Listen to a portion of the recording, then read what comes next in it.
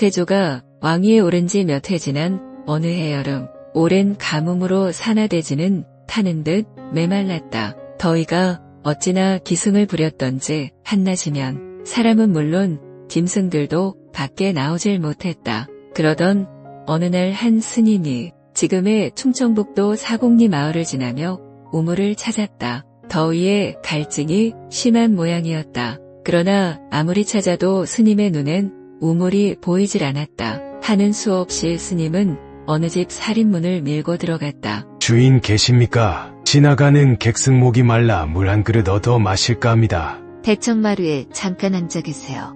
곧 물을 길어 올리겠습니다. 주인 안악은 길어다 놓은 물이 없다며 물동이를 이고 밖으로 나갔다. 스님은 안악의 마음 씀씀이가 고마워 대청마루에 앉아 땀을 식히고 있었다. 그러나 물 길러 간 안악은 몇 시간이 지나도 오질 않았다. 이상하게 생각한 스님은 목마른 것도 바쁜 길도 잊은 채 호기심이 생겨 안악이 돌아오길 기다렸다. 저녁 무렵 안악은 얼마나 걸음을 재촉했는지 숨을 몰아쉬며 한 손으로 구슬땀을 닦으면서 물동이를 이고 왔다. 스님, 오래 기다리게 해서 죄송합니다. 안악은 공손히 물을 떠 올렸다. 우선 시원한 물을 받아 마신 스님은 궁금증을 풀 양으로 안악에게 물었다. 셈이 뭔가 보군요. 이 마을엔 샘이 없습니다. 여기서 10리쯤 가서 길어온 물입니다. 안악의 수고를 치하한 스님은 무슨 생각이 들어서 짚고 온 지팡이로 마당을 3번 두들겨 보았다. 과연 이 마을은 물이 귀하겠구려. 마을 땅이 층층이 안반으로 덮였으니 원. 그러나 걱정 마시오. 내 주인 아주머니의 은공에 보답기 위해 좋은 우물 하나를 선사하고 가리다. 이 말을 남긴 스님은 그 집을 나와 마을 구석구석을 살폈다. 동네 한복판에 이른 스님은 큰 바위에 다가서서 역시 지팡이를 들어 3번 두들기더니 고개를 끄덕였다. 그리고 도승이 나타났다는 소식을 듣고 달려온 청년들에게 일렀다. 이 바위를 파시오. 스님, 여기는 바위가 아닙니까? 물이 나올 리 만무합니다. 청년들이 믿기 어렵다는 듯 말했으나 스님의 표정은 태연자약할 뿐 아니라 엄숙하기까지 했다. 자, 어서 여길 파시오. 겨울이면 더운 물이 솟아날 것이고 여름이면 냉차 같은 시원한 물이 나올 것입니다. 뿐만 아니라 아무리 가물어도 마르지 않고 장마 때도 넘치지 않을 것이오.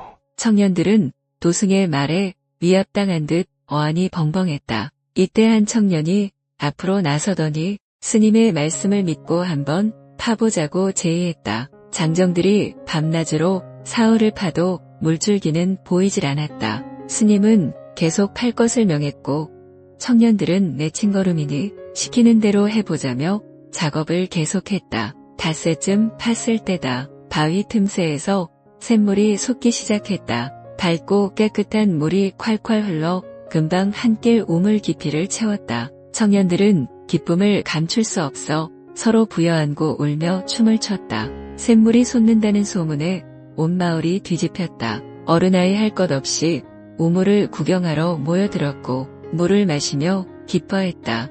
그들에겐 생명의 셈이나 다름없었다. 이 모습을 아무 표정 없이 지켜보던 스님이 입을 열었다. 자, 조용히 하고 소승의 말을 들으세요. 앞으로 이 우물은 넘치거나 줄어드는 일이 없을 것입니다. 그러나 만일 이 우물이 넘치는 날에는 나라에 큰 변이 있을 것입니다. 마을 사람들이 웅성거리며 쑥덕거리기 시작했다. 그러나 스님은 들은 채도 않고 말을 이었다. 지난날 수양대군이 조카 단종 임금을 패하고 왕위에 올랐지만 만약 이 우물이 넘치는 날에는 그보다 몇 배 더 큰 변란이 일어날 것입니다.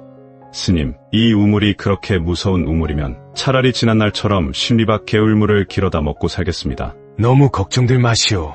이 우물이 3번 넘치는 날이면 이 세상은 말세가 되니까 그때 여러분은 이 마을을 떠나시오.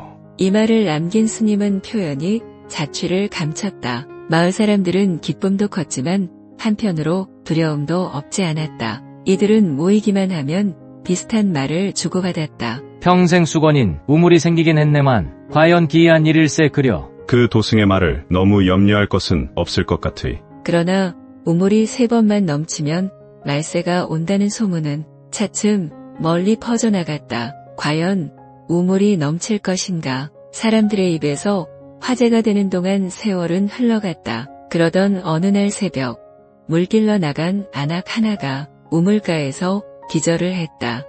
우물이 철철 넘치고 있었던 것이었다. 이 말은 삽시간에 이웃마을까지 퍼졌다. 사람들은 무슨 변이 일어날지 몰라 안절부절했다. 그로부터 며칠 후 왜구가 쳐들어왔다는 소식이 전해졌고 이 변고가 곧 임진왜란이었다. 또 한 번 이 우물이 넘친 것은 1950년 6월 25일. 그날도 이 우물은 새벽부터 철철 넘치고 있었다 한다. 6.25 전쟁의 민족적 비극을 알리기 위한 우물의 충정이었다고 마을 사람들은 지금도 말하고 있다. 아무 일 없이 정량을 유지한 채 조용히 샘솟고 있는 이 우물이 과연 또 넘칠 것인가? 그리고 스님의 예언대로 세상의 종말이 올 것인가? 약 50호의 농가가 평화롭게 살고 있는 충북 괴산군 증평읍 사곡리 마을의 말세우물. 아무리 많이 펐어도 또 가물거나 장마가 들어도